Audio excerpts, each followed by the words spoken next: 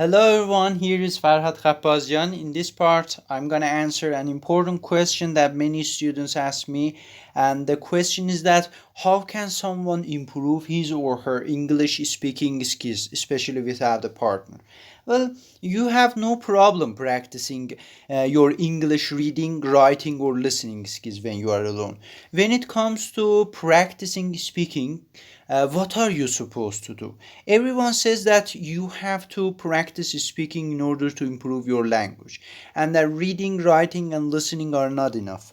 But it's not always possible to find an English teacher or friend to speak with, right? Are you supposed to talk with yourself then? I think the answer is yes, and it's not as weird as you think. It might feel strange at first, but the more you do it, the more natural and fun it will become. Besides, it's not just about talking to yourself, it's about finding creative ways to speak when you are alone.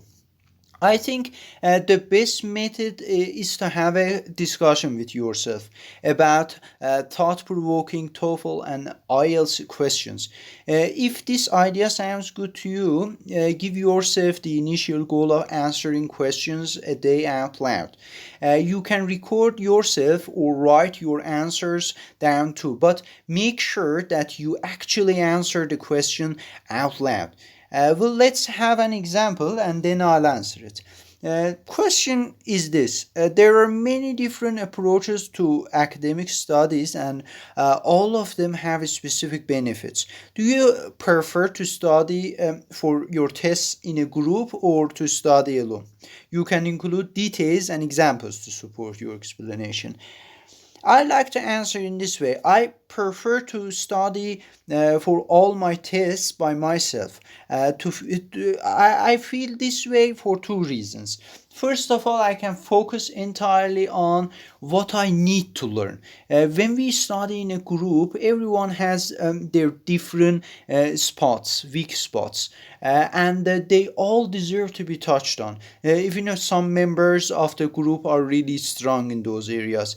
In contrast, when we work alone, we can focus entirely on our own weak spots and therefore get the best possible test score. Secondly, I'm easily distracted, which can have disastrous effects when I study in a group. For instance, last year I was preparing for a midterm exam with a bunch of classmates, but we ended up chatting a lot about music and sports instead of studying, and therefore my test score was quite bad. Well, I hope you find these tips helpful.